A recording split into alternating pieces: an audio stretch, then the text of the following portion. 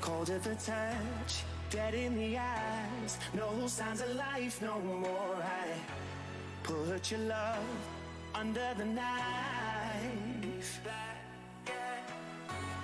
Leave me to die here all alone. No signs of life no more, no. A crying dove may never fly.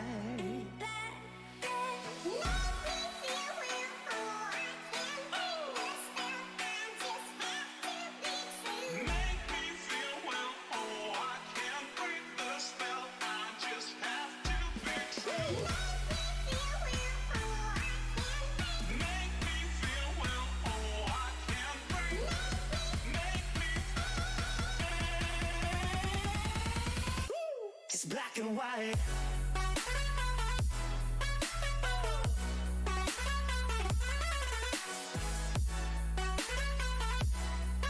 Yeah. Black and white. Oh. Oh. Oh. Oh. It's black and white. Oh. Come on, baby. Love, no more, baby. Black and white. Come on, baby. Love, no more, baby. It's black and white. Just let me go. It's only right. For all I know, it's only matter. It's calico. It's black and white. White, white, white. Just let me go. It's only right. For all I know, it's only matter. It's calico. It's black and white. White, white, white.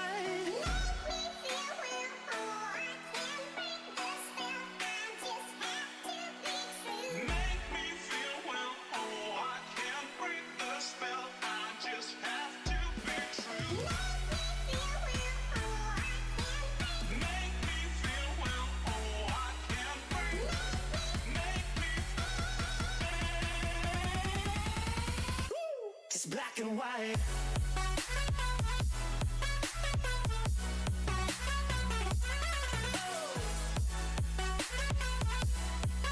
Yeah. Black and white. Oh. Oh. Oh. Oh. It's black and white.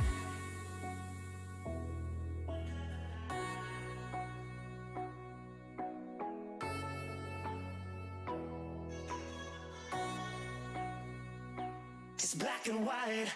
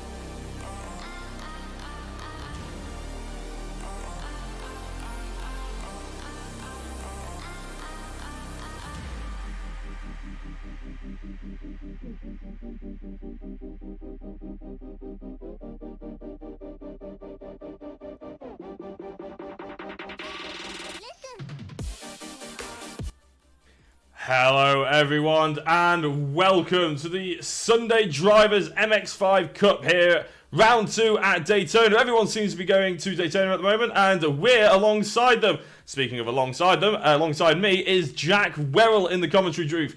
Jack, welcome to Daytona. It's going to be a good one.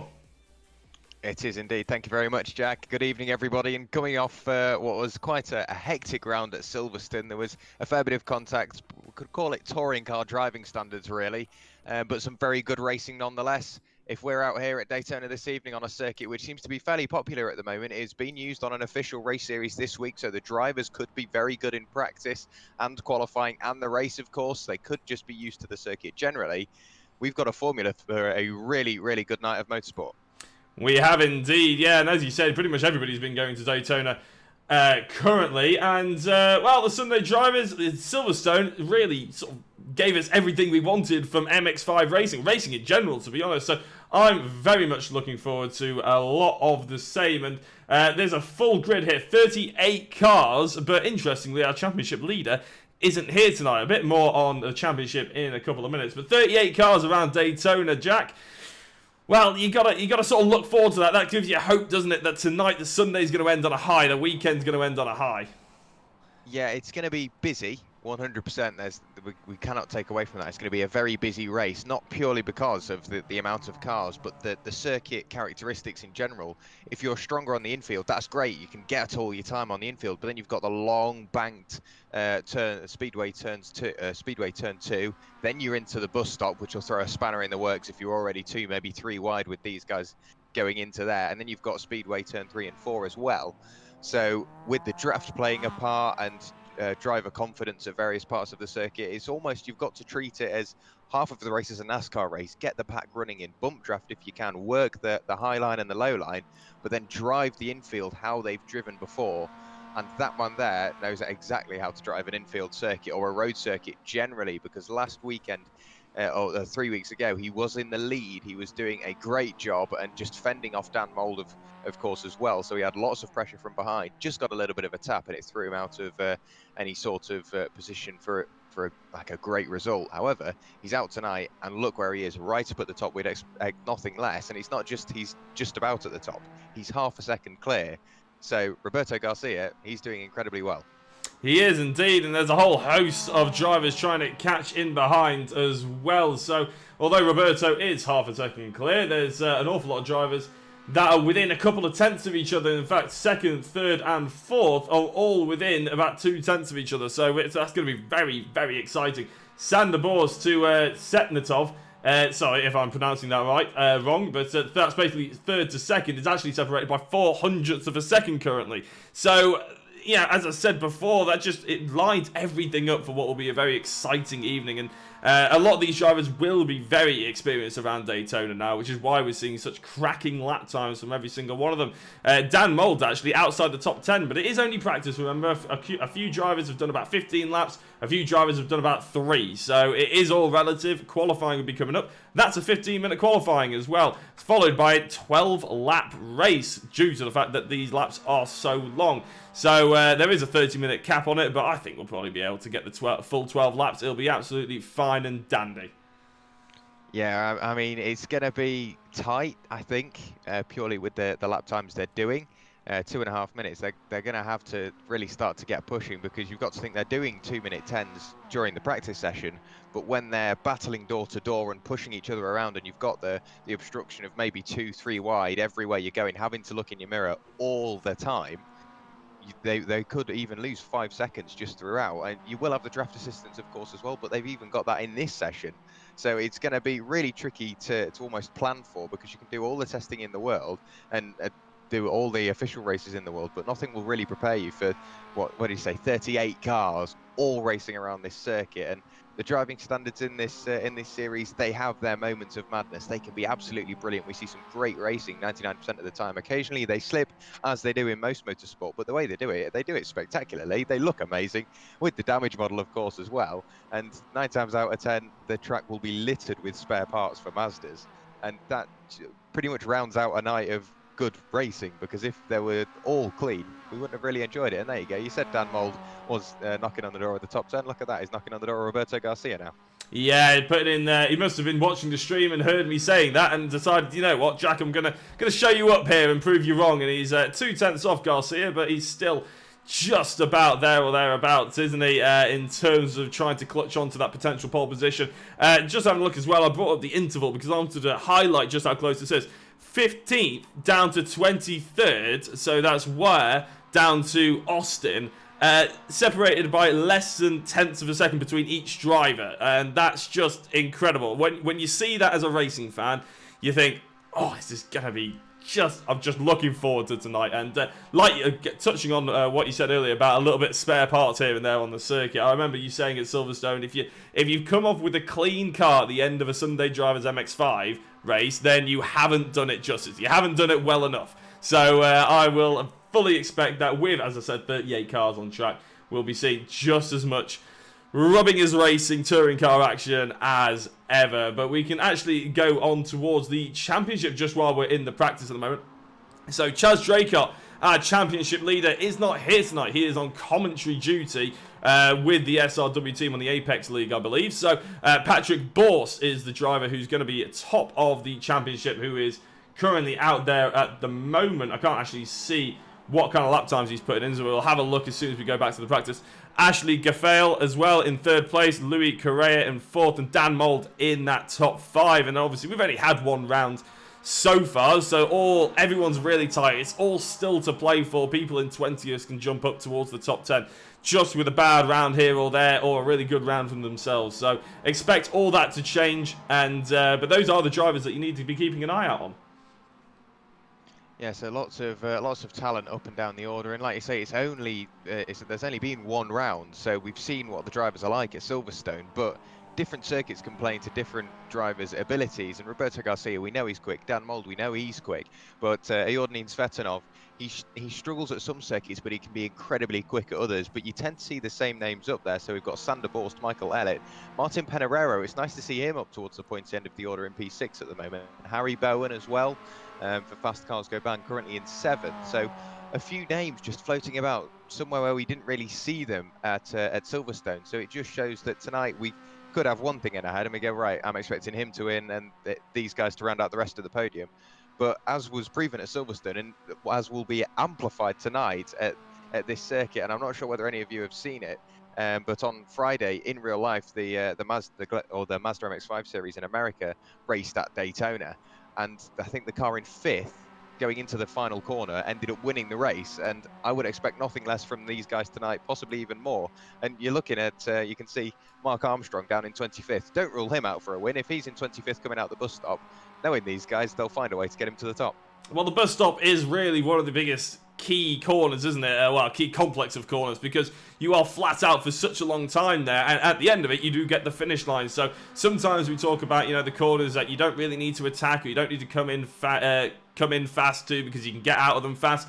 The bus stop is certainly an area where you need to come out on top of your game, because if you can just carry half a mile an hour, an extra mile an hour quicker than the cars in front, and if you're sat in 6th, like Jack just said, or 5th place in the weekend, you can always jump the drivers in front. These MX-5s are not aerodynamically sound. They're basically bricks punching through the air. So if you hunker up behind someone and just take your time, you can definitely see yourself overtaking around the outside, inside. In fact, they were pretty much going 4 wide, weren't they, in real life, as we see a spin there from one of the drivers.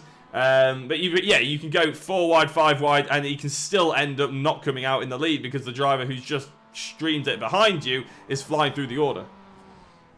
Yeah, absolutely. That's definitely something to think about as well.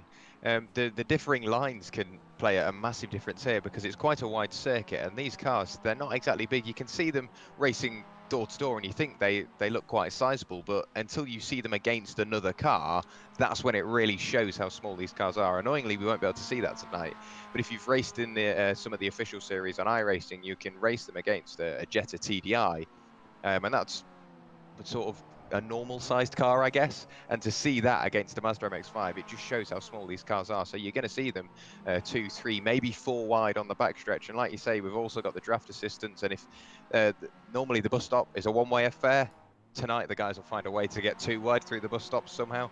Dan Mould quite slow coming out of the bus stop. I think he might have just had a bit of a moment or overshot his braking point and he had to grab the slowdown, but he's only just moved over to Ignium Motorsport, and what a show he's putting on. He does have his teammate Andy Lovesey following him from simulation racing leagues, but not really within any sort of support distance. So for the moment, Dan Mould, he won't have any assistance up there. However, Matt Tempest and Scotty Angelo, both for Simtech Racing, both in the top 10, it seems like if you've got a teammate in the top 10 to help you along and help you get up towards the front, even more so on an oval, if they can push you around the oval, it could lead to good things tonight.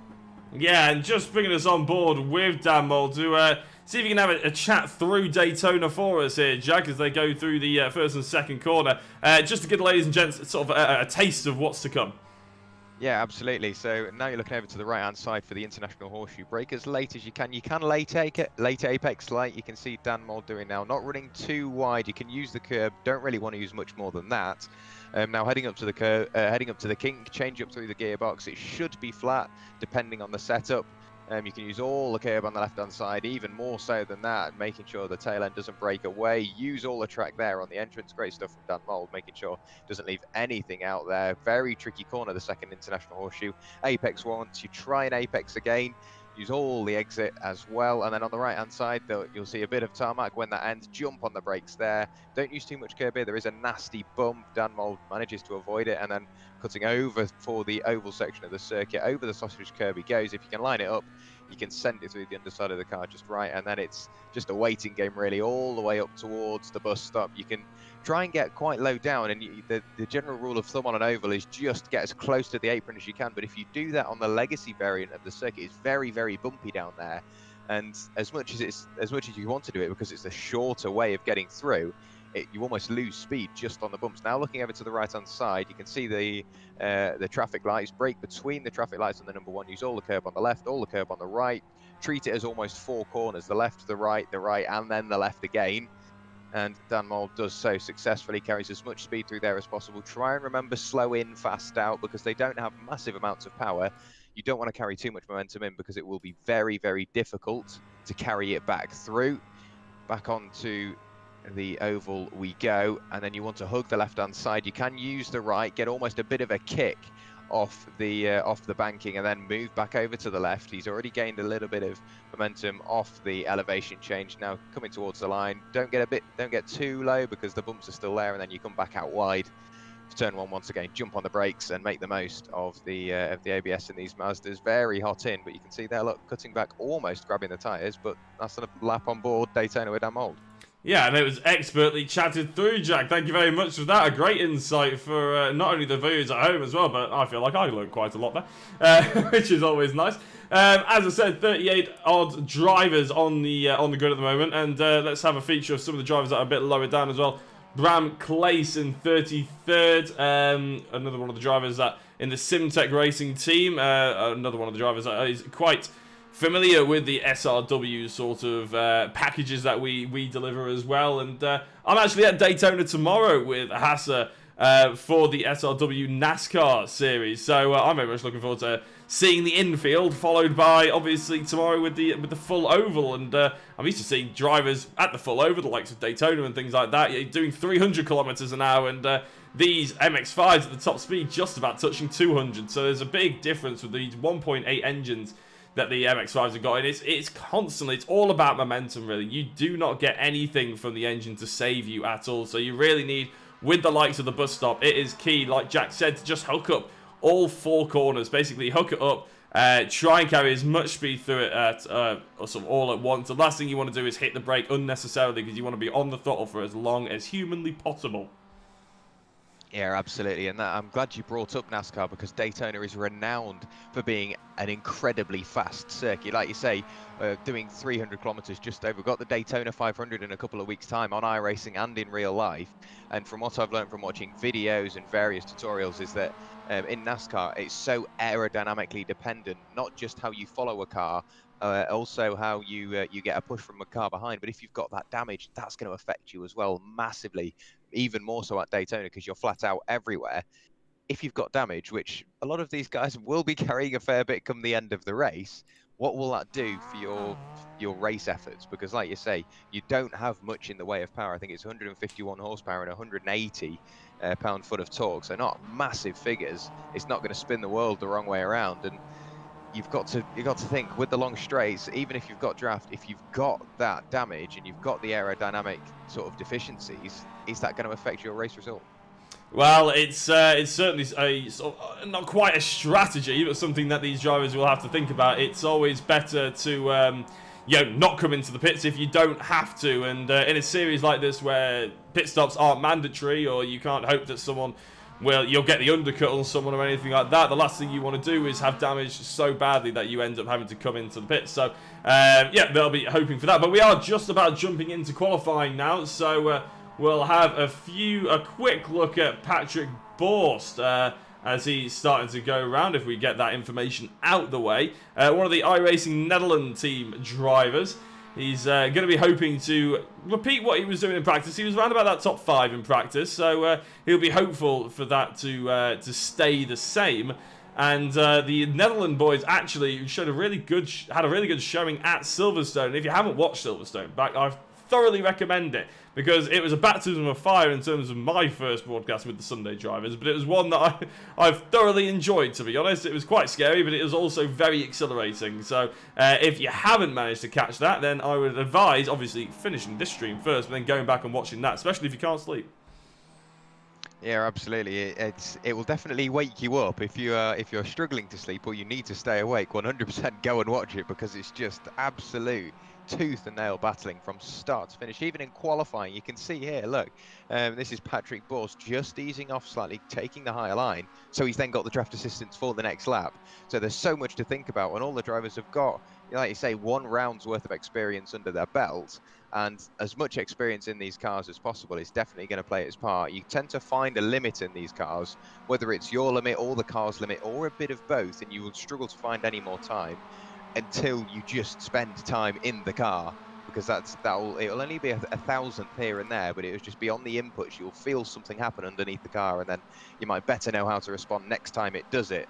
And with that experience from the experience from Silverstone, it will massively help them here. And come the end of the season, of course, we're seeing the same names up at the top at the moment, but like I say, at the end of the season, we'll see a complete raft of new names as well, just because they've had the season's worth of experience. They've got used to the car, they've got used to the drivers around them, and that is just a perfect proving ground for bettering your driving skills in the Mazda.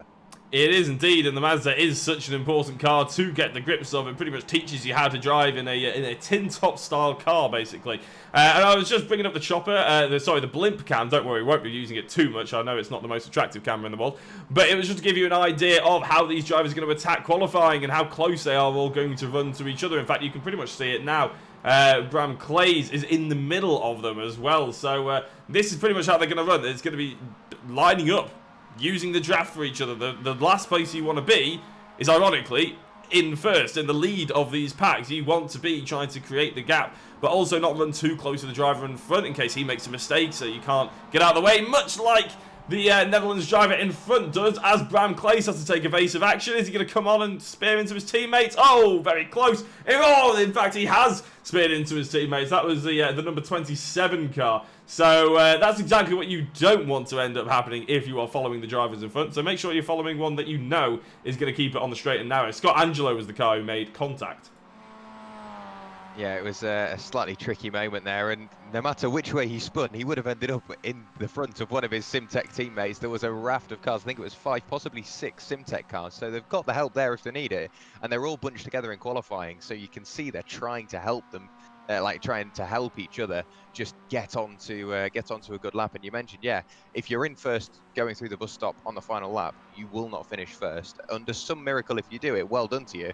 But I do not think, yeah, if you're in first going through the bus stop on the final lap, you will 100% get caught out by a raft of cars behind. Very much like the UK-based circuit Thruxton in the south of the UK. If you're in first on the final lap, you will not win the race, because so much of it is flat out. The draft will play a massive part, and as soon as you almost come off the banking, if you're in first, then don't expect to win either, because you've still got 200-300 meters worth of track to get to the line, and you can use the apron. People will tend to use it on the final lap below the yellow line just to see what they can do in terms of just getting that good result. And you can see the time slowly starting to pour in now. Patrick Borst, original pole sitter at 2:11.802. But draft assistance is going to be so key tonight. And it's going to be hard to keep up, Jacko, because we're going to see somebody in the lead, and then 10 seconds later it'll be somebody else, and 10 seconds later it'll be somebody else. So I don't know how we're going to manage. And qualifying, literally 10 seconds ago, Patrick Borst was on provisional pole position. He's now in P4. Ben Hicks up to the top of 211 flat. Yeah, and I was very much hoping that these guys would make the camera work easy, but by the looks of it, I'm going to be clicking left, right, and centre all day long, which does mean that hopefully we'll have some good racing to watch, though. Ben Hicks, you're right in the fast cars go bang, which I've seen already in the chat having a little bit of love, and there's the car going stage exit right there. So a couple of drivers in that same sort of corner complex having a bit of trouble with it, whether or not they've warmed their tyres up correctly, ready to attack the circuit as quickly as they're going. But that is a little bit of a problem, because if you are coming out on your qualifying lap and you sort of blend in with a couple of other cars who maybe done a lap or two already, you're going to try and keep with them, aren't you? You're going to try and sort of get that draft assistance and push the car. But if your car's not warm enough to do such a thing, you'll end up spinning out. All of a sudden, you've lost yourself about 3 or 4 minutes, and what is a really tight qualifying time as well. We only got 15 minutes of qualifying today, and when you're lapping at the fastest of a 2 minutes 11, 2 minutes 10 potentially in a couple of laps time, realistically you're only going to have about 3 or 4 flying laps, especially if you come in for some tyres, which would be a very, very brave decision. Yeah, it's one of them things you want to get as much performance out of yourself and out of the car, and if you've got the draft assistance available to you in front, you don't want to lose that, so you could push. And then, just like you say, if the car's not up to temperature and the track isn't really with you at that point, you will end up pointing backwards. And the International Horseshoe 1 and Horseshoe 2, keep an eye on those places. We've seen multiple cars go backwards purely because it's a weird corner. They're very difficult corners to get right, because you can carry the momentum through, but as soon as you get out the corner, you want to put your foot down. They've not got massive amounts of power like we previously mentioned, but where you are in the rev range and how you take the steering lock off will massively almost affect your exit of the corner. Look at that, Dan Moll to the top now. He's, what, 3/10 clear? That's a huge gap. There's going to be weeks worth of daylight in that if you're in a Master MX-5, because we've seen, like you say, cars separated by 100ths, 200ths of a second. To be 3/10 to the good at the top of the times, that is going to set him in good stead. However, 3/10 at the top of the times in qualifying, that's going to be 300ths, 3000ths in the race, because Ben Hicks will be right on his rear bumper, I can guarantee it. Yeah, we're just having a look at Ashley Gaffal actually here, because he's third in the championship currently. So I just thought it'd be interesting to see where he's going to place himself. Obviously, the championship leader isn't here tonight in Chaz, but the likes of Patrick Borst, who we've seen, he's still in 6th place. It hasn't improved since we last were on sort of viewing him or on board with him. And Ashley as well, Gaffal, not really hooking up qualifying just so much. And qualifying becomes very important, Jack, especially when you've only got one race for the evening, doesn't it? I mean, obviously, we cover multiple series as commentators, and there's SRW as a whole as well, where, you know, potentially, I mean, the BSR MX-5 series that I cover on a Tuesday, they have 4 races. 3 of them are reverse grids, and one of them, only one of them is dealt by qualifying. So it doesn't really matter if you qualify 20th because of a bad run, because you get 3 reverse grid potentially. With this, one race, 12 laps, qualifying is extremely important. Yeah, absolutely. You see it in other almost racing events, and you can play your qualifying strategy to yourself or almost play it against yourself. If you get pole in race 1, you could be at the back of the grid in race 2. But like you say, tonight, there's just the one race. There's 12 laps. Doesn't sound like a major amount, but there's a hell of a lot of action to squeeze into those 12 laps, and guarantee we won't disappoint. Oh. Look at that there. The number 28, desperate trying to get past. That's Amanullah Bacchus, the South Africa driver, just elbowing Ashley Gaffal out the way. But you could see, although he did do it without any mercy, he just went straight into the back of him and did it with quite some pace. It shows that the draft assistance does give you that pace advantage straight into the back of him. And I'm sure if he pulled out of the draft range, it would have led him miles past. But look at that, Joseph Cavani for Simtech Racing Silver to the top of the times, 2/10 clear. So that means it's going to be the number 45 machine, provisional pole at the moment, and Dan Mould alongside to fill out the rest of the first row. However, 2 drivers in the 2/10s, but that means P1 to P3 separated by half a second. But then, what is it, P3 to P6, another half a second, and then it just gets closer from there. Yeah, I mean, just look at that wall of orange on the timing tower. And in fact, there we go, Garcia actually makes it another one with orange. That means that I think it's less than half a second between the drivers. So, as you can see, some of the closer ones, Patrick Borst now only 10th Cavisto in 11th place as well, so 400ths and 700ths of a second. Lopez down in 20th place, 100th of a second between himself and Setanov as well. And, it's just all over the place. Oh, my days. Angelo in 9th place, 3,000ths of a second, Jack. Well called.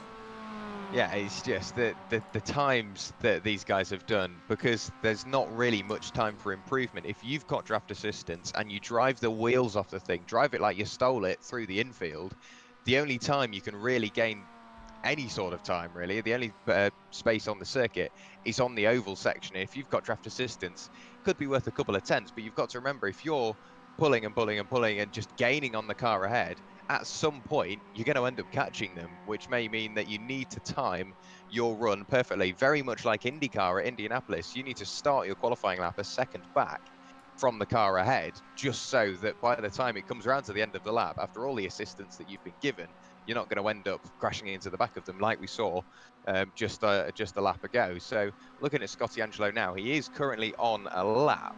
He's not setting the world alight in regards to his sectors. When he crosses the line, we'll see what he does, but he's got a bit of draft assistance in front, nothing major. He doesn't really have anybody behind pressuring him. He breaks the timing beam now. His current time is, what was that? He's just gone even quicker. He's done a 2:11.766. Very marginal gain, but now look what that's done. That has put him he's still 3,000ths off John Brown, but Matt Tempest 5,000ths off him, and then Patrick Borst 300ths off him, and then Gale Cavisto 700ths off him. I could go on for days. And Jason Guara 6,000ths off Amanullah Backus. It's only going to get closer.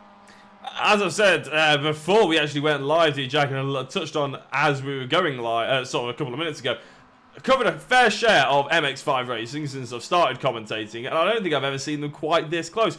I've done NASCAR as well, as I mentioned as well, and this is the sort of margins I'm used to in NASCAR. And I know we're around an oval circuit, so you're going to get those sort of intricacies in terms of the drafting and how close you really can ultimately get one of these cars around here. But it's still just fascinating to see how they're attacking it. I'm actually focusing on Roberto Campos here as well.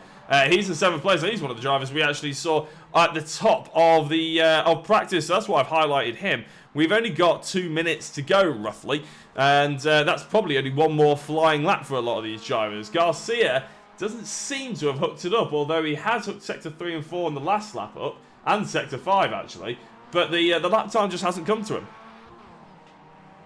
No, it seems like just something has been stopping him here and there, whether it's he's caught a car at the wrong time, or he's not quite happy with the lap and he's just lifted off, so then he's got the time in hand to let a car go and then set himself up for the next lap. But you've got to think, like you say, with less than 2 minutes of the session remaining now, 1.5 minutes, this will be his final flying lap, unless he sets the world alight for the rest of the lap, that is. He does have the draft assistance ahead, so he's set up nicely if he gets another lap.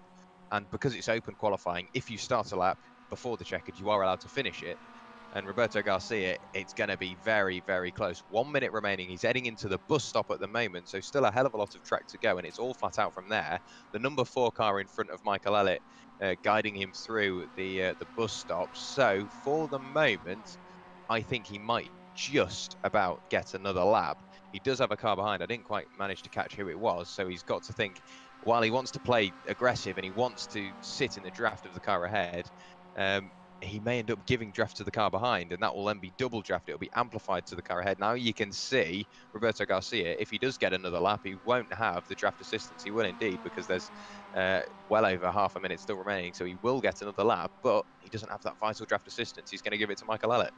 Yeah, and Elliott is actually in 4th place currently, so I'm sure he won't be complaining too much as they jump out of each other's way yet again. Is that Garcia giving up the ghost slightly and accepting that 7th place? As good as he's going to get a number 4 flying in around the back. That's actually Michael Elliott, the number 4 car. So, yeah, a few drivers here.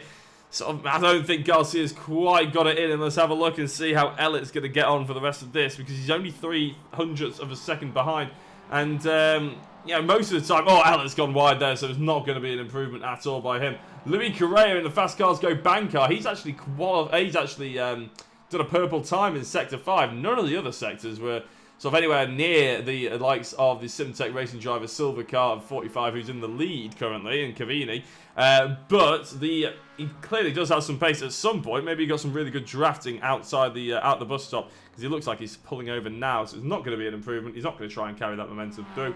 Maybe his tyres are gone, and there's a few green sectors coming up from Roberto Campos in the latter stages, but I don't think it's going to be an improvement with a couple of cars flying off around him.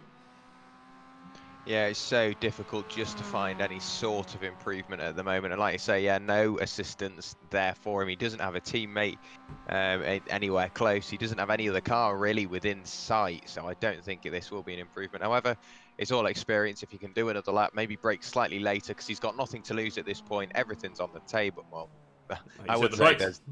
Yeah, he's gone right. Yeah, well, we'll just test the brakes. But yeah, they had nothing really to fight for at that point. So he could risk braking 5, 10, 15 minutes, 15 meters later into the bus stop. If you're braking 15 minutes late, you might miss the bus stop by a fair chunk. But 15 meters later, you can maybe find a little bit of time. And if you can do that while it's not going to affect your race start, it could massively help you. You can see Jordan Svetanov here in the very bright and fetching number 14 machine. He is one of the privateer entries we've got out on the road, being followed by the number 28 of Amanullah Bacchus for Fast Cars Go Bang. He will have the draft assistance, will the number 28. I think there was another car in the background, doesn't seem to be as close, and you can see Jordan going very, very slow at the bottom end of the road, just riding that yellow line. Now it's Amanullah Bacchus's chance to either tuck up underneath the rear of that car, push him over the line, maybe crossing the line now. Does either one of them improve? Amanullah Bacchus does not, and Jordan Svetanov does not either. So another lap in hand, of course. That's another lap's worth of practice they've got, and you've got to think, with that being a 15-minute qualifying session, and how many laps completed by the lead car. I'm just having a quick look over. A lot of the drivers have done 5, 6, 7 laps. We've got double that, so we could just about squeeze the time in. You can see Tyler Reeves, the man we're looking at the moment, he has done 7 laps in this qualifying session, so we should reach the 12-lap margin before we reach the time limit. So it's nice to know we'll do that. But that's going to be 12 laps of everybody much, much closer. They don't all leave the pit lane at a different time. They are all on the grid at the same time and all fighting on who can be at the front. So we could see some new names up there as well. Yeah, well, a few of the drivers, that was an interesting point, actually, that you made, Jack, in terms of drivers jumping out of the pits at different times. We saw about basically half the grid come out and try as soon as the 15-minute sort of the green flag dropped. We saw a lot of drivers as Tyler Reeds completely misses the first apex. He mullers the second. This is not going to be an improvement for him. A lot of drivers, jumping out maybe a minute later, trying to just blend themselves into that space, because it's a big circuit, but it's not that big. We'll be able to bring you the grid now. Jack, take it away. So it's Joseph Cuveny on pole position at 2:10.513. Dan Mould alongside. Ben Hicks has Michael Elliott for company on row 2.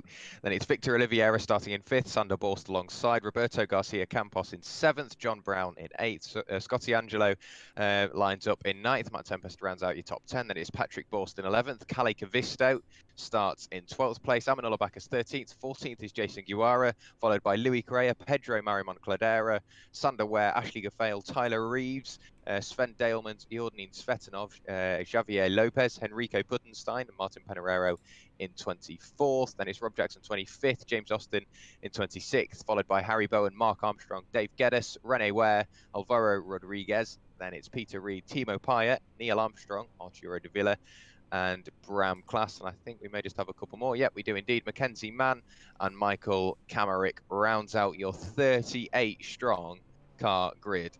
And it's going to be a very, very busy turn 1. And I think a lot of the drivers will be entering it with their eyes closed and their buckles done up tight, because I wouldn't be surprised if we see a couple of cars pointing backwards. Well, I mean, you're more experienced around Daytona road circuit than I am, Jack. But by the looks of the first corner, there is 1 or 2 lines that you could probably pitch your car in. If you really wanted to dive everyone on the inside, then you could do that, but you obviously fear in missing the braking zone completely and just spearing into everyone.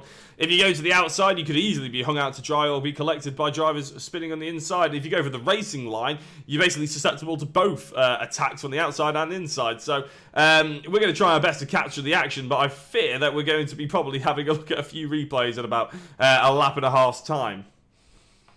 Yeah, I think we may end up with something of the sort as well. You can see that we are just all lined up on the grid. I can hear a Porsche whispering away in the background. I think that's just a safety car sat in the pit lane. A car's disappeared off the pit. No, it's Ben Hicks has just popped back in, but the lights are on at the top of the screen. We don't have any lights just as yet, and that's because the Porsche whispering away in the background is for the warm-up lap. John Brown has had an incident, I think, a slight bit of confusion. Some of the drivers thinking they're going for the start of the race, and some of them realising that there's a warm-up lap.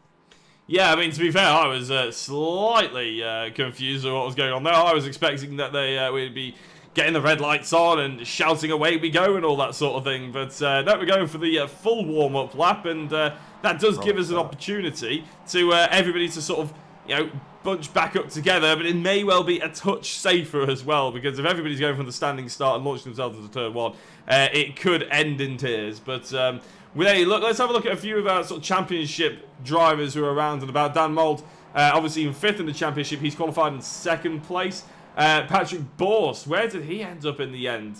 We called him out just before. There he is. He's in 12th place, so he's on that sort of 5th row, 6th row of the grid. Quite a far way back considering he's the 2nd place in the championship. Another driver to be looking out for, obviously, as he's driving through. Roberto Campos, he ended up in 7th place, and a driver who was fastest in practice, but obviously that's not telling for the rest of the evening. So there's 3 drivers, if you are new to the Sunday Drivers MX-5 Cup, to maybe keep an eye out on, who maybe will make some moves through the order.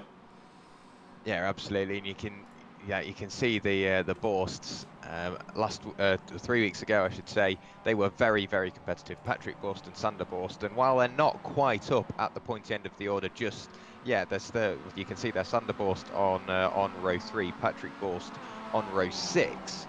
For the moment, I'm sure they're going to stay around about there, but come 6 laps in, possibly even 9 laps in, going into the final few stages, you'll see little bits of movement, maybe going up a position here and there every lap, just setting themselves up for that final lap, because it doesn't matter whether you're in 5th place, possibly even 10th place, knowing these guys onto the final lap.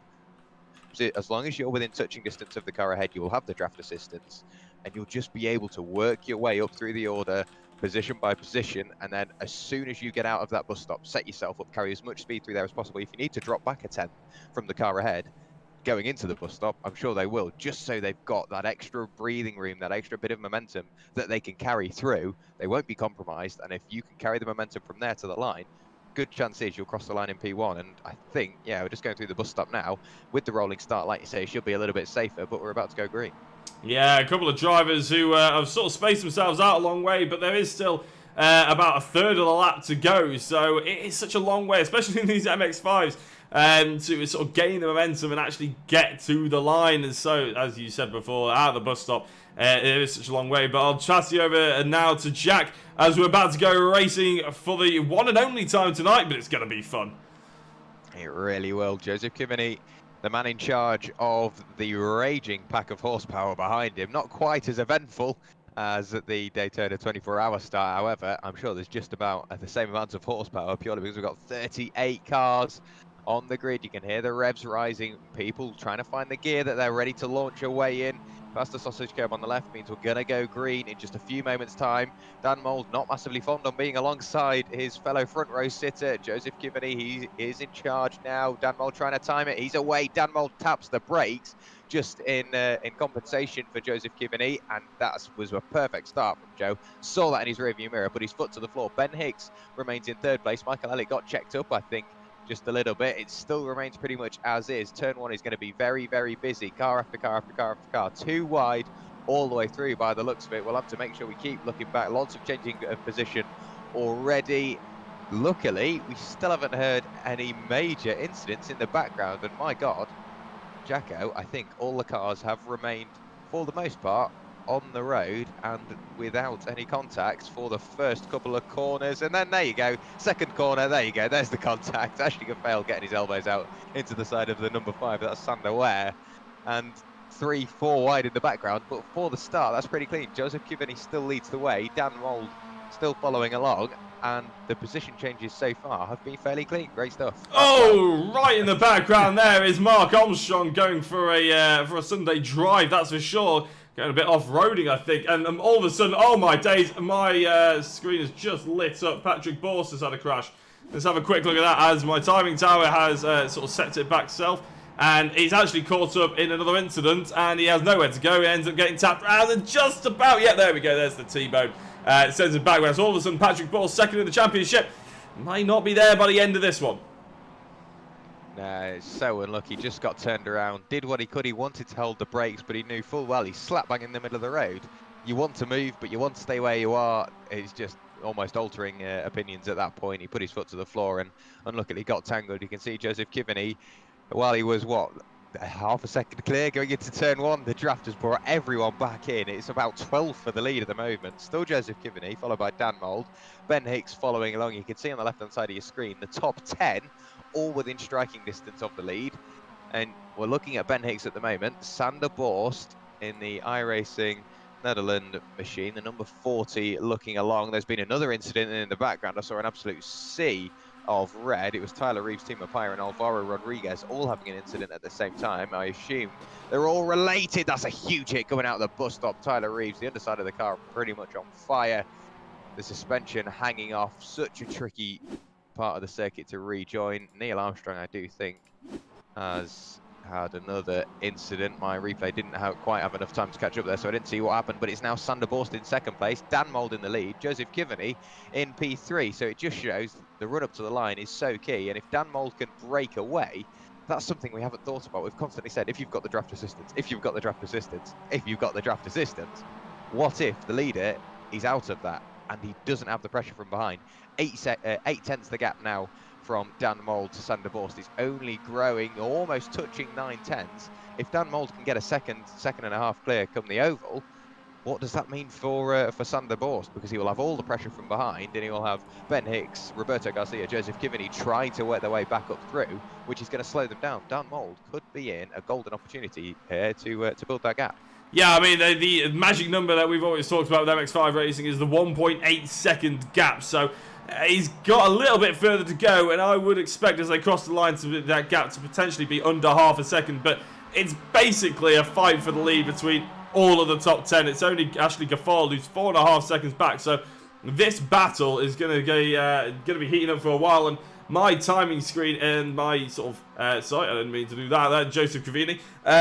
My sort of incident sheet is going absolutely berserk all over the place. We'll try and bring you as much of the major incidents as possible.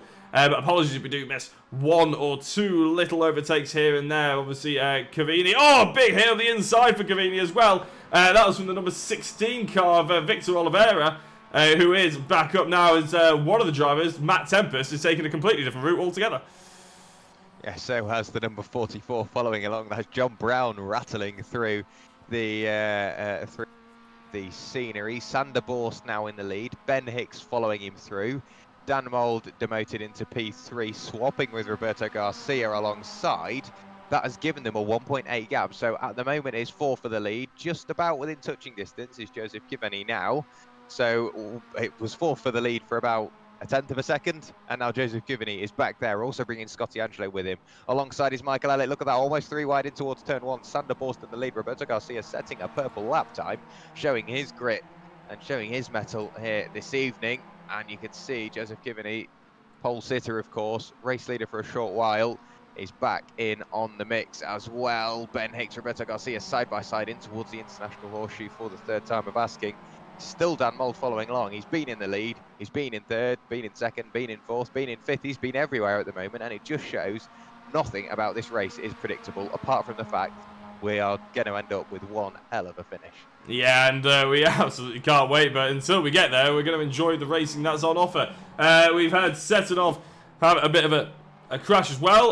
Well, that is a little bit late to the party, isn't it, to have a look at that. Harry Bowen was a driver that was really making moves, and that massive pack, massive gaggle of cars is always going to end up probably having a little bit of contact, and unfortunately for Harry Bowen, he was the one with the major amount of contact. This is how Svetlana crashed. It was actually involved just further ahead of Bowen, and basically everybody ended up hitting each other in that pack, so that is why they've spaced out just a little bit. Yeah, the three drivers that ended up nudging into each other were all teammates for Fast Cars Go Bang. I think it was Harry Bowen that was the main offender in that one, just going in slightly too hot. And I think he ended up tapping Amanullah Bacchus and into Louis Correa as well at that point. So all the Fast Cars Go Bang cars going into each other. It's still Sander Borst in the lead, just about, despite Ben Hicks's best intentions. Then it's Roberto Garcia and Dan Mold. The top five have remained pretty much the same. I say that. Roberto Garcia has swapped with Dan Mold. Dan Mold isn't happy about it. He's sweeping his way up through the inside with the draft assistance of Ben Hicks in front, so we could see a change there as well. Scotty Angelo just about in on the mix as well. We'll see him in the background. You can see working three lines now. Dan Mold squeezing his way up through the inside, so he's gone from fourth to first in the space of a sector. Crossing the line, if that was the finish, it would be Dan Mold taking it, but it definitely isn't. We've still got, what, seven laps of the race remaining. Joseph Kivney sets the fastest lap of the race. That would have been an incredibly quick qualifying time. I think that would have just about put him on the second row of the grid. That would have been good enough for P3. Obviously, he was placed on pole position, and he's definitely proving that he belonged there, because there's all the cars behind, all the attention that he can get in the world. The cameras are on him as well, and he's still churning out laps as good as that with the draft assistance. He's got to think about the long haul as well, because this race is far from over. Yeah, Sander Borst has managed to get himself about half a second away from Ben Hicks, who in turn has got a half a second on Dan Mold. But we've seen time and again bigger gaps than that just disappear within the blink of an eye, as it looks like Garcia sliding up the inside of Dan Mold, and it's a nicely done job there. And I thought Mold was potentially going to get the cutback, but the corner was long enough to sweep around the outside for Garcia and keep that momentum going. So all of a sudden, I'd probably say this is about as calm as they've been, and they're still nose to tail. Back onto the Daytona Super Speedway they go. Let's see as they cross the line. How many do you reckon? 3, 4, 5 wide across the line? I'm sure come the end of the race, that will be what will happen. Come the end of this lap, probably still 3, 4, 5 wide, knowing these guys. Still Sander Borst in the lead. He's been there for a sizable amount of time, so he's definitely shown while he can get to the front, he can definitely stay there as well. Roberto Garcia working his way up through the order once again. Very similar position to last lap, but it looks like he will get the upper hand in towards the bus stop. So he is in second place. A bit of a sideways moment. Doesn't massively affect the momentum of the car. So he will have the draft assistance of Sander Borst in front. Ben Hicks following along, was still with Dan Mold in tow. Scotty Angelo has had the best seats in the house for all of this, just watching along as well. So Sander Borst in the lead, going through Speedway turns 3 and 4. Have a look when they cross the line, because that's something we haven't really seen. Dan Mold showing it off perfectly. Well, you can have the draft assistance, you pull out, you hit that wall of air that you haven't been having to punch a hole through, and it will slow you down. But look at this now, Roberto Garcia in the lead, Dan Mold following along. 3 wide once again as we cross the line, and there's nothing between them. Dan Mold in the lead in towards turn 1, Roberto Garcia in the lead in towards turn 1, Sander Borst in the lead in towards turn 1. You can't keep up with it. Look at that, Dan Mold from P1 to P6 in the space of 1 corner, just going into it, let alone coming out of it. So it's Sander Borst, Ben Hicks, Roberto Garcia, Scotty Angelo, Joseph Kivney, then Dan Mold. Michael Elliott is just within the draft assistance as well. There's no point giving you an order down, because half a second later it'll be completely different. Well, apart from Sander Borst, who seems to have maintained a lead of this race for about 3 laps, although he's been threatened every single time. Going into turn 1, it's all of a sudden like the driver in 3rd and 4th place thinks, oh, I'll have a go for the lead. I won't wait around for 2nd place to have a go. So as 2nd place goes for the lead, he actually gets overtaken by the drivers behind. He has to defend, and Sander Borst just carries on. Says, okay, you guys carry on fighting. I don't care if you're side by side with me. I'm just going to take my racing line and lead the way. And that's exactly what he's doing so far. And you're right, the top 7, actually, this is a 7-way fight for the race lead. And it would only take 2 laps, I would say. Not even that, potentially. Like, just the rest of this section for Matt Elliott to be in a podium position, because that's how close they're going. That's how intense this race has been so far. As I said, this is about as calm as they've got. So I'm going to have a quick look at Arturo Davila. He's had an off-track here and a bit of an incident, apparently. Let's see if iRacing is lying to me or whether it's a worthy one. And he's pretty much just driven off the track. So I'm going to say that iRacing probably lied to me a little bit there. Yeah, I think it saw it as an incident. Roberto Garcia now in the lead as we go back live, and for the first time Sander Borst isn't in the lead. However, Roberto Garcia, he's in the lead through the bus stop.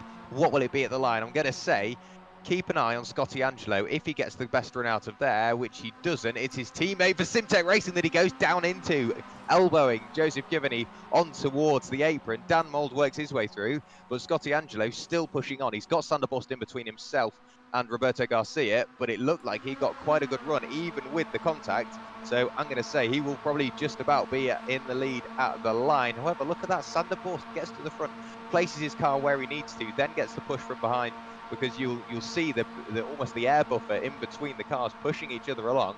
So Sander Bost back in the lead, and because he was in the lead when he crossed the line, that will count as another lap led. And it's still Sander Bost, Roberto Garcia, Scotty Angelo, Dan Mould still just about in on the mix. Michael Elliott is now with the lead battle as well. Then there's the big gap to Ashley Gafail, and still side by side a bit of door-to-door contact with Scotty Angelo. He's been watching along for lap after lap after lap, and he's gone, right, let's get in on the mix. We're just heading towards the halfway point in this race, and for me, Sander Bost, he is looking in a very good position, but like we've already seen, and like you brought up just a few moments ago, he's in the lead a hell of a lot. But it doesn't matter how long you're in the lead throughout the race, it matters who's in the lead at the line. And for me, Sander Bost, he gets beaten to the line every single time by either Roberto Garcia, Scotty Angelo or Dan Mould.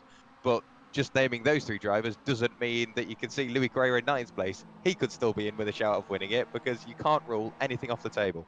No, everywhere you look, the problem is I would love to bring you more replays and obviously more mid-pack action, but how on earth can you justify taking your eyes off this front battle? It is absolutely stunning, and it does remind me, Jack, I know you probably remember it as well, obviously, with you've mentioned Thruxton already, the classic mini racing around the likes of Thruxton. It's identical to what we're seeing here as Garcia goes to the outside, and hello, I thought he was going to try and carve through the middle, Angelo, but you had to come off the power as Bost seems to just turn in, as now Angelo is actually going to the outside. Bost makes contact with Angelo. Garcia goes through into the bus stop. Bost carries on with the momentum, and Angelo's coming back on the circuit. I think he's managed to get away with it. Lost a few places, but at the end of the day, we've said so often, as long as you're in this pack, you're in with a chance. Absolutely, and he does pick up the cone and picks up a bit of damage, I'm sure, from that. But Sander Bost, that was a very heavy hit into the right rear quarter panel. I think it was just a bit of miscommunication between the drivers. Sander Bost was there, and I think Scott Angelo, he wanted to turn in, but he realised he was at that speed. He's got to turn in at some point, and it just meant there was a Sander Bost-shaped Mazda in the way. Look at this now, caught towards the line. It would have been Roberto Garcia winning at the line if it was that sort of time. However, it's now Sander Bost back in front, just about on the outside, but he does go slightly deep, washes out wide. Roberto Garcia now back in the lead. Ben Hicks looking to the inside, then the outside, looking everywhere he can. Scotty Angelo has dropped way back into the pack now, so it's back to, 6 for the lead. Roberto Garcia, Sander Bost, Joseph Kivani, Ben Hicks, Dan Mould and Michael Elliott. We're still having incidents in the background, but you can't really trust it at the moment, and you don't want to look away. Like you say, you look away for 10 seconds and the complexion of this battle will be completely different. Yeah, my incident is filling up on the right-hand side, but as you say, Jack, I just cannot justify looking away just now. If it gets a little bit calmer, maybe towards the end of the race, we'll have a look at it. But this right now is exactly what we want to say. This is why we come to watch the Sunday Drivers MX-5. I'm sure it's why they come to drive it, to be honest. And if this doesn't deserve a like in your books, then on the stream, I don't know what you were expecting or what you were hoping for, because this has lived up to every single expectation. 0.8 of a second between Hicks and Cavini now, Hicks and Bost. So maybe see the front two getting away from it, but I think if the likes of Hicks, Cavini, Mould and Elliott were smart, they'd actually let Hicks drive up to the back of Garcia and use the slipstream. They're not bothering with that, because they're going to go 3 wide into the bus stop chicane. Here comes Dan Mould on the inside, Carini on the middle, with Hicks on the outside, and it's Hicks carrying the momentum round, and they have now caught back up to the top 2. Yeah, just going into the entrance of the bus stop, Cavini went from P3 to P5.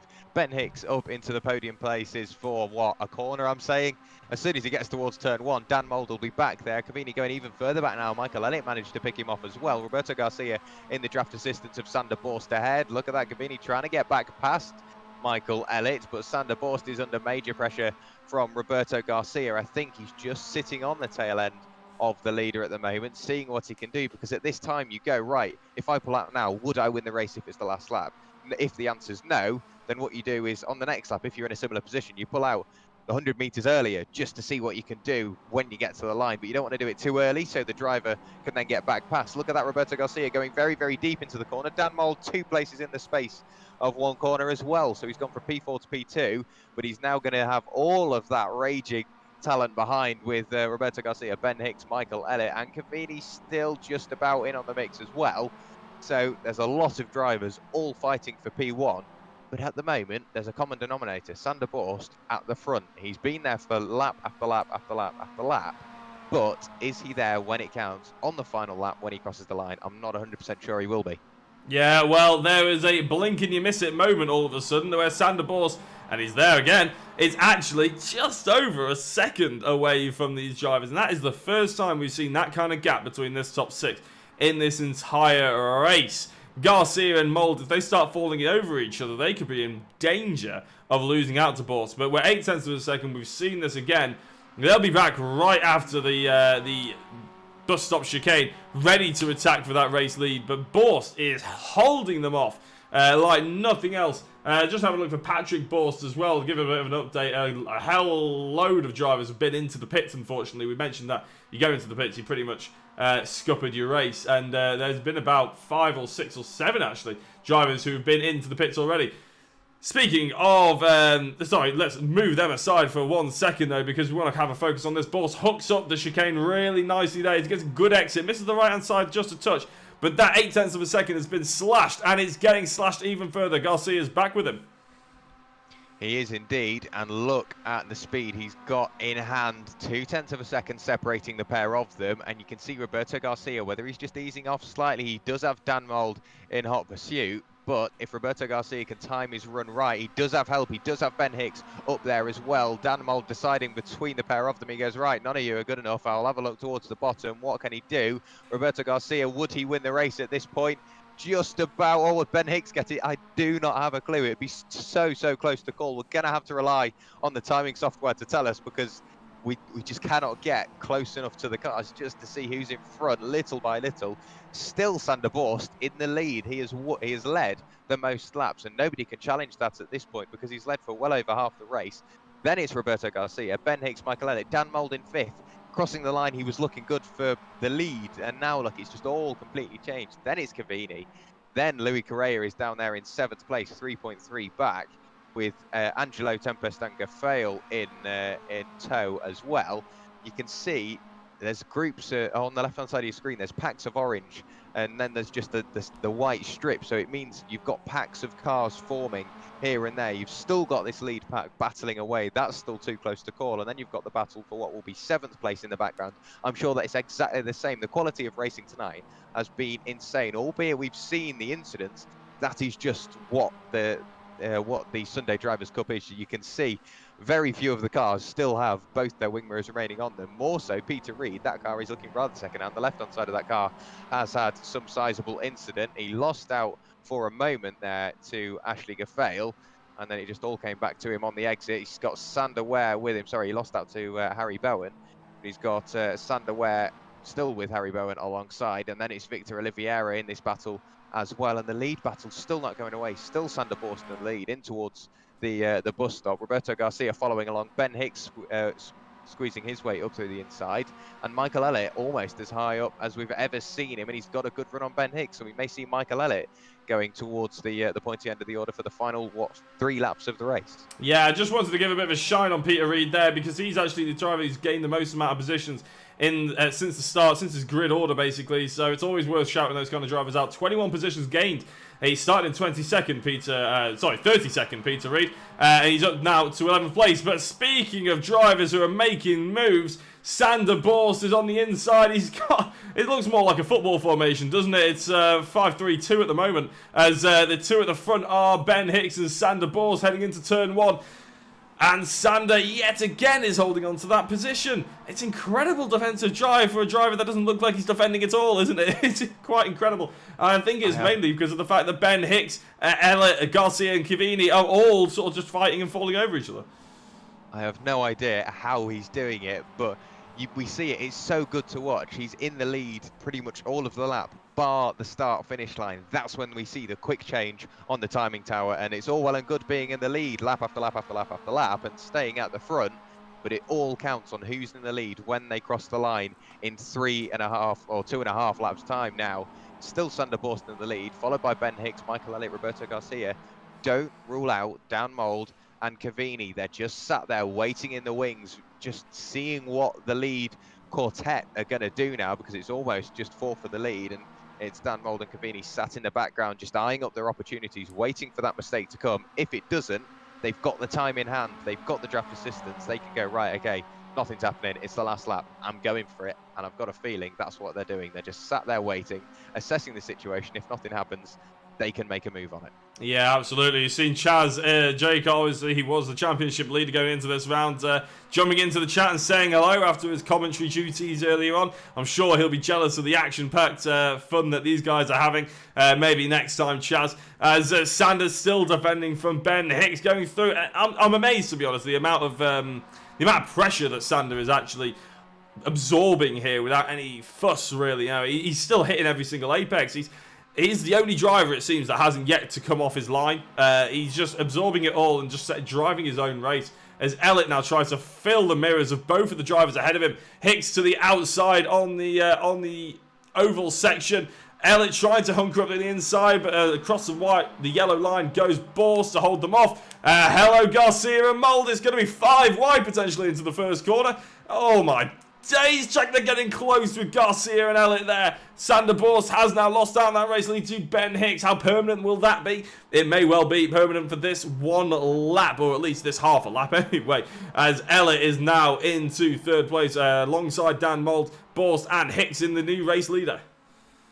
I have no idea how they're all keeping it this clean, but like you say, now it's Ben Hicks in the lead, lap after lap after lap after lap. He gave it a go, and it lasted a corner, because Sander Borst back in the lead once again. Dan Mould there in P3. I told you to keep an eye on him, and look at him making moves up through the order. He's brought Cavini with him. Michael Elliott and Roberto Garcia chucked to the tail end of the order. So at the moment, it seems you've got to pretty much mix and match. You've got duos to play with. Sander Borst and Ben Hicks glued together. Dan Mould and Michael Elliott glued together. And Cavini and Garcia glued together. You've just got to decide which order they're going to be in. And at the moment, I don't think anybody can. Sander Borst, he must be feeling like he's got the upper hand, because he's been in the lead so many laps. And Ben Hicks is in the driving seat, really. He decides what the leader does. Does he just slow down slightly? Maybe compromise Dan Mould, knowing full well that if he does that, Dan will be desperate to get by. And when he does, he will have the draft assistance. Or does he just really start to catch onto the tail end of Sander Borst, however, make himself vulnerable to Dan behind? And I think that's what he's done. Dan looking to go high, holding him up. A little bit of a push there. Does open up the inside, and he does have the draft assistance. Dan Mould, look at the overspeed. You can see just how much draft does for you. Ben Hicks in the lead, Sander Borst in the lead. Neither of them can decide in towards the bus stop. It does tend to sort them out. Sander Borst, Ben Hicks, Dan Mould, Michael Elliott, Roberto Garcia, and then Cavini. However, look at the run Michael Elliott has got on Dan Mould. Dan Mould has got just as good a run on Ben Hicks as well. So how this is going to work, I will never know, because it's, like you say, still 6 cars for the lead. Yeah, it is. I've just taken away the interval on the left-hand side of the timing tower just so we have a better view of everything that's going on in front of you, because they're going 2 by 2. Hurrah, hurrah, say the chat. Although Mould's not having any of it, and they're making it 4 wide. Mould on the inside, Borst in the middle. And all of a sudden, they've gone back into the diamond formation with Hicks on the inside now. Elliott going to potentially lose out going into the first corner. Borst maybe trying to carve through the middle, and there's contact between himself and Dan Mould. Contact going on to the final lap. Mould is out the race. Well, he's out of the top 6 anyway. He is indeed.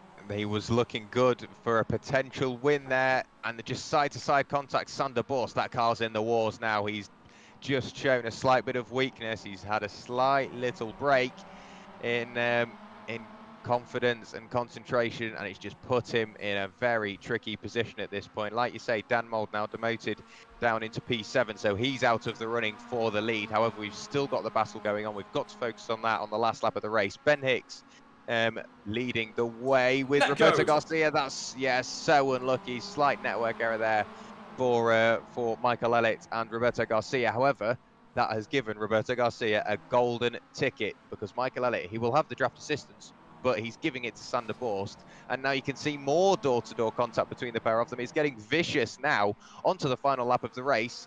And like I said, it's given Roberto Garcia a golden ticket to a good result here because he's got all the draft assistance from all the cars ahead. Look at it, he's looking to the left. You won't get it done there, mate. It's a little bit too bumpy. You might bottom the car out.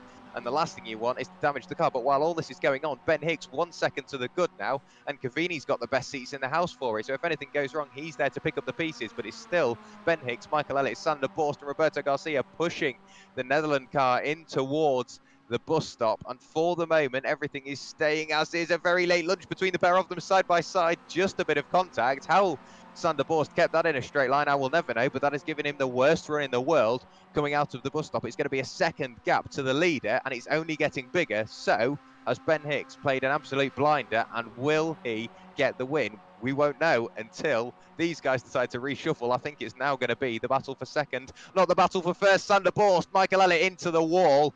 There's a slight bit of contact, and it just massively amplified it on the oval. Ben Hicks, however, after a race-long battle with everybody in the top 6, comes through to take the win. Great stuff from the Fast Cars Go Bang car. Roberto Garcia comes through to take P2. Cavini, after the best seats in the house for that entire final lap, comes through from 5th to 3rd. And then Michael Elliott crosses the line P4.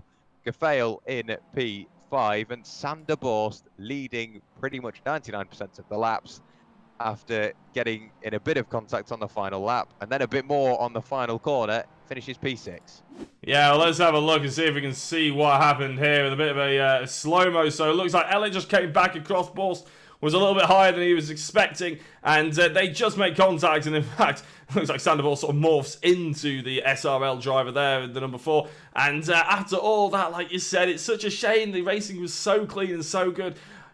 Honestly, I have to question Borst's decision to actually jump up the inside, going onto the oval, and not just sit there waiting for the for the slipstream to take effect, because all of a sudden that gave Ben Hicks the massive 1 second lead, which, although 8 tenths may be doable, a second, an extra 2 tenths, that's an awful lot of space to be catching up. But yeah, good drive by Ben Hicks. Roberto Campos, as I said, in second place. And as soon as all the drivers cross the line, we'll be able to bring you the full results. But, Jack, I think you've just lost your voice, haven't you? How on earth are we going to go to sleep in about, well, whenever we finish this broadcast at 11 o'clock at night or something? It's just got the blood pumping, hasn't it?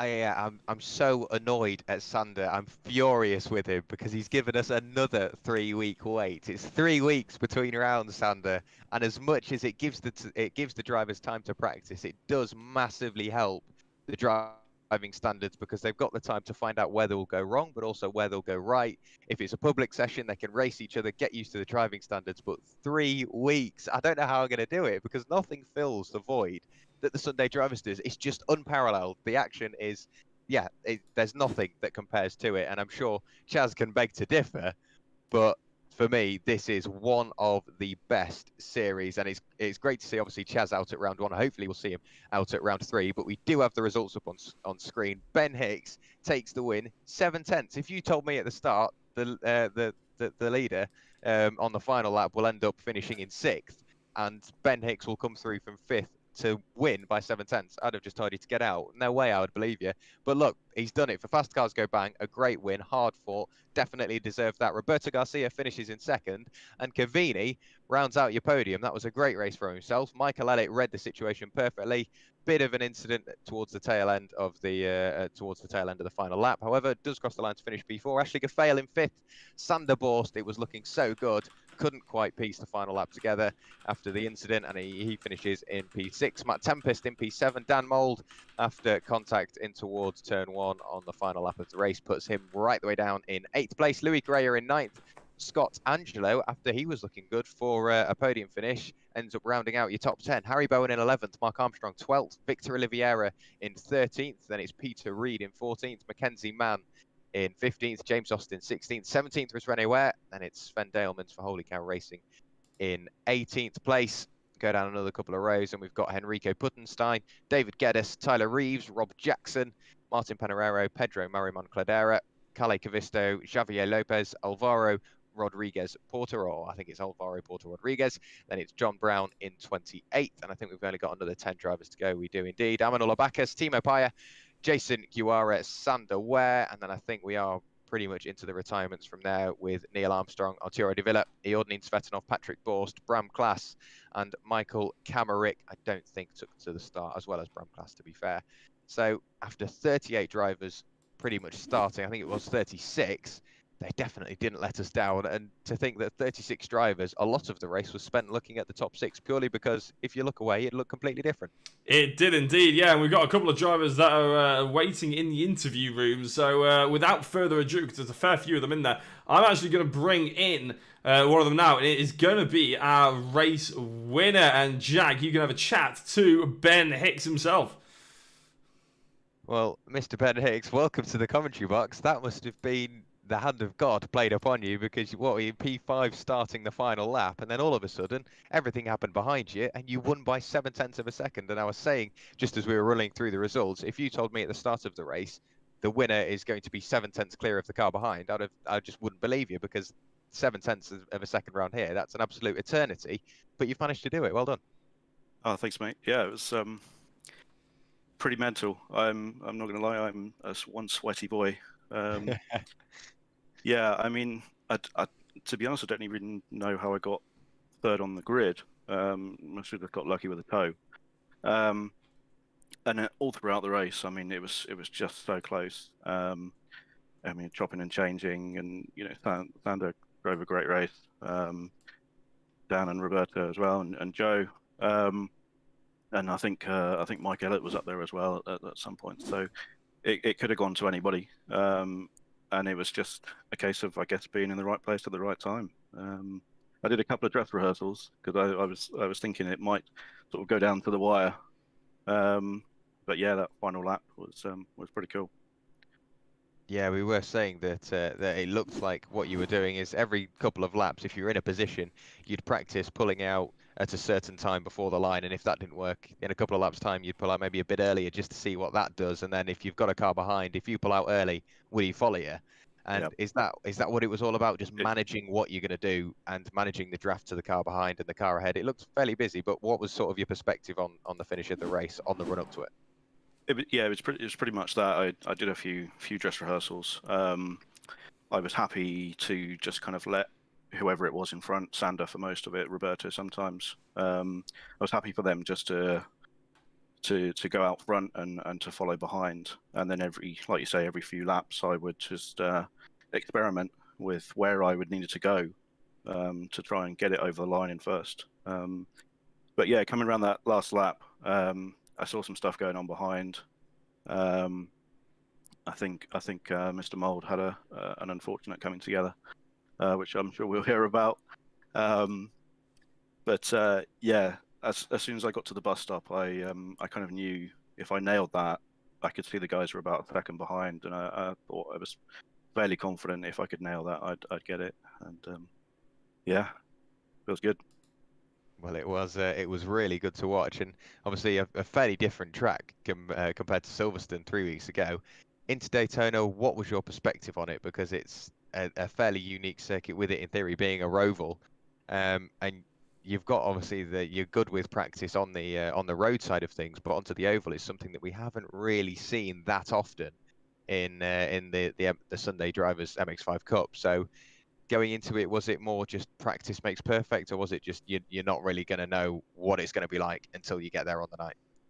I didn't have a clue, if I'm honest, Jack. I've been doing the Sim Racers World TCR series, and a lot of my time has gone into practice for that. And actually, the practice session at the start was the first laps that I'd done. And I mean, I haven't looked at the times yet, but I'm sure I'm not the fastest guy out there. I think there's a bit of luck involved there, I think. Yeah. Well, it set you up nicely, of course, like you say, with the lack of practice. You performed amazingly well, and battling for the lead, and well, the top 6 all trying to have a go at the lead as well. But you know what time it is. Obviously, well done for finishing P1. But before we let you go, while you're still live on stream, is there anybody you'd like to thank or shout out if you could muster up the energy after that race?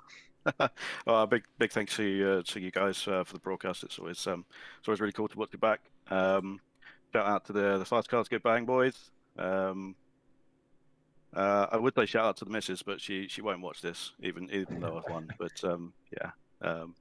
But yeah, that's it for me, I think. Great stuff. Well, thank you very much for joining us in the commentary box. A massive well done for tonight, because it was no easy race to win, and you managed to do it by quite the margin as well. So yeah, definitely extended congratulations from myself and Jacko, and hopefully we'll see you in 3 weeks' time. Yeah, Jack, take care. That was Ben Hicks there, race winner, and how he did that I will never know, Jacko, but he did it properly, 7 tenths clear come the line, and yeah, that's all he needed to do, and we've still got more drivers waiting. Yeah, we do, and actually, I think we'll probably bring in Joseph Cavini to have a chat. One, if I can ask if I'm pronouncing his name correctly, because otherwise that would be quite embarrassing. But in fact, he's already in the broadcast booth. So, Joseph, congratulations on 3rd place. Obviously, you qualified on pole position, so maybe you would have liked the top step, really. But you must be pleased after such a close race between like 7 cars for the majority of that race to come out with a podium. I am. I'm just, to be perfectly honest, I'm just pleased I didn't crash. It was such a tight race, and it's quite stressful actually doing that for half an hour with about 0.5 of a second to the next car to the next car up, and it was just like that the whole race. And I didn't really think I'd have the pace to stay with them, but I think to be honest, around Daytona the draft helps so much, and you just get sucked along really, and I just stayed with it, and obviously you saw what happened. Yeah, well, I was going to say, you say that you weren't expecting to be able to keep with them. You were the one that set the pace. You were the pole position man at the end of the day. So you must have felt fairly confident, or were you a little bit nervous starting on the front row? Yeah, well, I don't know how much you were watching the sort of the different sort of qualifying packs, but certainly the Simtech guys, and thank you Simtech Racing, the Semtech guys, we were all in one big gaggle, and I was just basically the one who got the best run out of it. Yeah, and that was it, and I couldn't believe the time, like 2:10.5. It's like that's about 2.5 seconds faster than I've ever driven.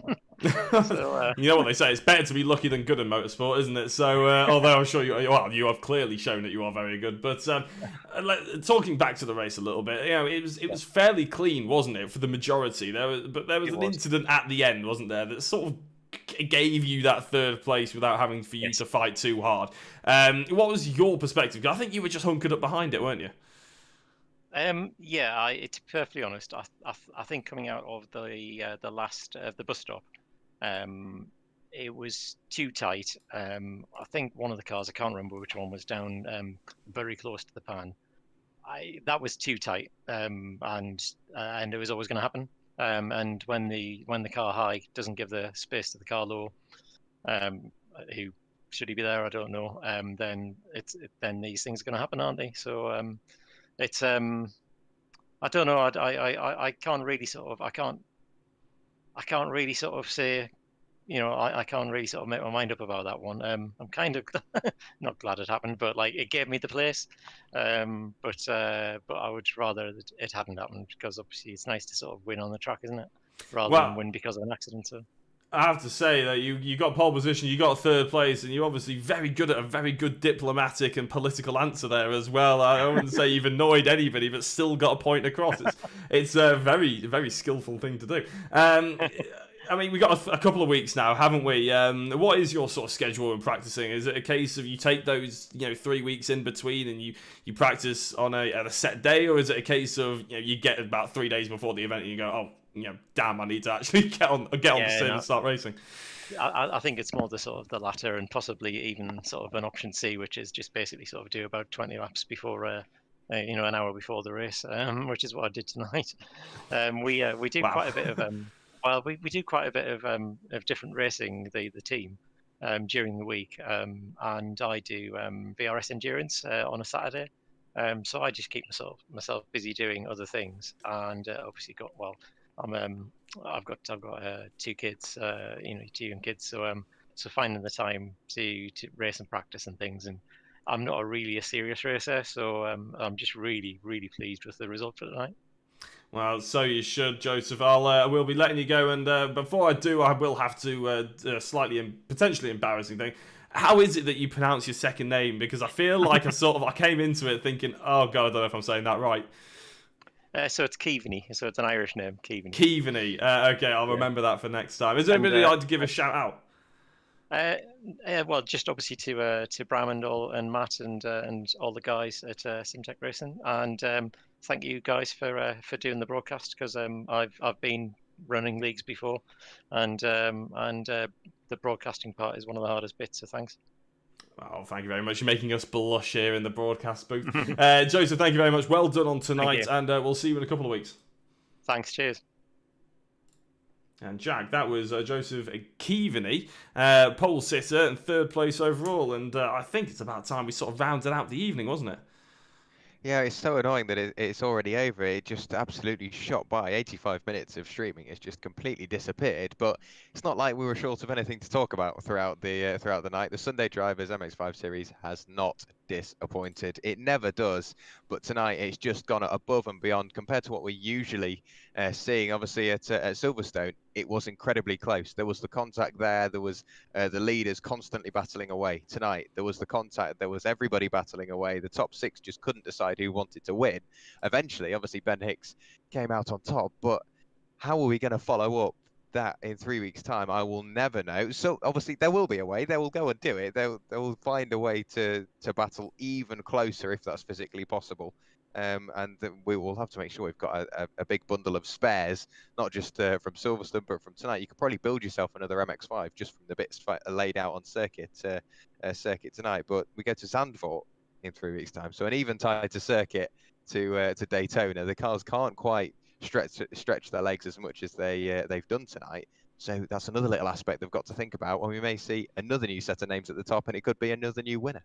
Oh, I love Zandvoort. I've driven it in real life with a similar style of car to the MX-5 as well, and the Jettas, and trust me, it suits it down to the ground, especially the non-F1 version. It's a stunning track. So if you fancy catching that, then make sure you're following Sim Racers World on YouTube, Twitch, Facebook, or Sunday Drivers on Facebook, wherever you fancy catching this, basically. Because we'll be back in 3 weeks' time, me and Jack, to cover more of the Sunday Drivers MX-5 Cup. Thank you very much for watching. We'll see you later.